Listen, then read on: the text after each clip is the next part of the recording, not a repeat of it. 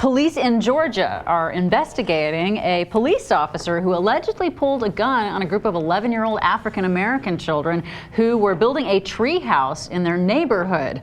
The local TV station says that this kid, Omari Grant, that he and his friends were behind his house in their backyard, private property, constructing a tree fort when their neighbor called 911 with concerns about their safety. And the caller said that she turned out to be the wife of the next door neighbor, and they were falling hazards, tripping hazards, all types of hazards. So number one was the concern for the children and the concern for the environment. So of course, they're being green. The kids are stupid, ignorant, so dumb libs the first again. thing that the Henry County police officers who showed up did was that they pulled their guns. Yeah. What is up with that? I don't know. I mean, look, the thing that we have to bear in mind if you're a frequent viewer of this show is that thankfully this is not one of the stories where they ended up gunning down the kids. Children, and yes. so compared to those stories, this seems relatively positive.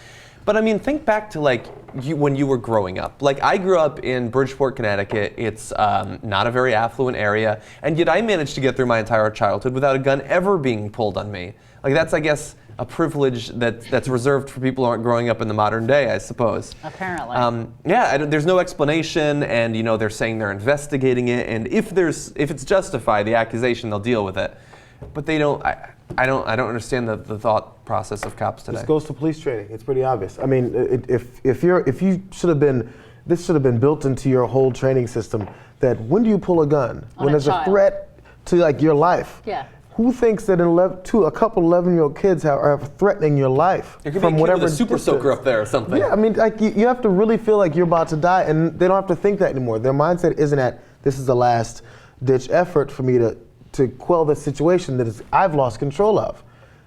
You walk up pulling out guns because that's the first thing you do. That's protocol, and somehow that's what we've come to. Instead of, this gun, you're almost supposed to figure it's there and it's like, oh, I'm gonna need this last second thing.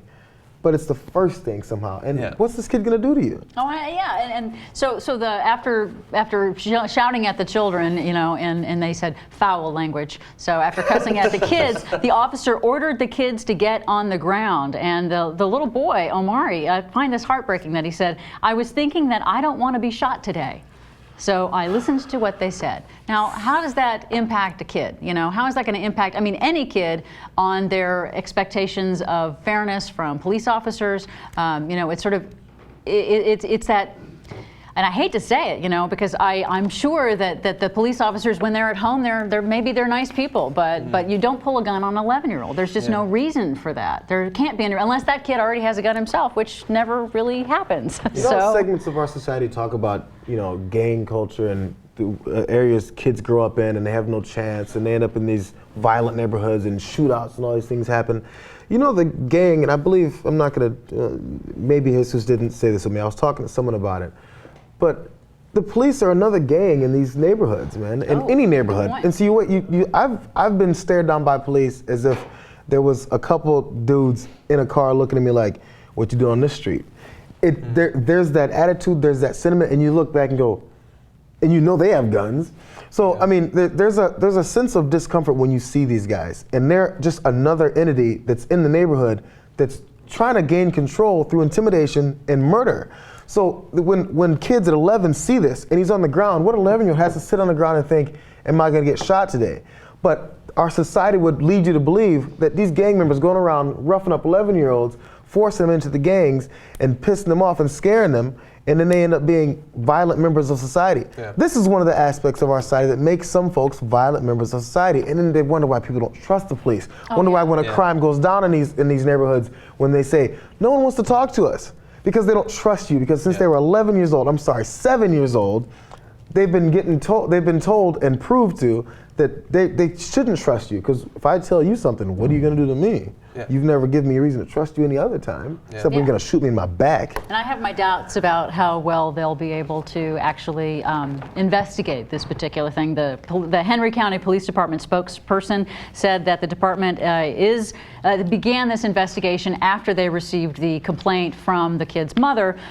She filed a complaint about excessive use of force, which I think this would definitely qualify under. And that spokesperson, Sergeant Joey Smith, said, quote, if it was justified,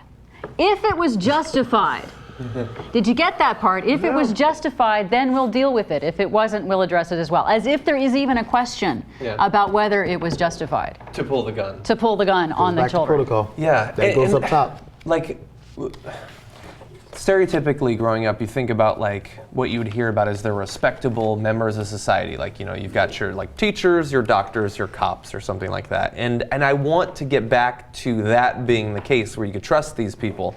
Unfortunately, you can't right now, and it doesn't mean that they're not doing great things all the time. I mean, cops 99% of the time can be great, but the 1% of the time that they're not great, they have guns. And so it is a life or death thing when they execute the homeless in Albuquerque or something like that, or they gun down a drunk student outside of Austin as they did a couple of weeks ago, or when they pull a gun on a kid in Georgia. Like, the abuses matter, and then that's why we cover them. It doesn't mean that we don't respect cops when they do the right thing, but it does mean that you have to watch out for them when they're doing the wrong thing.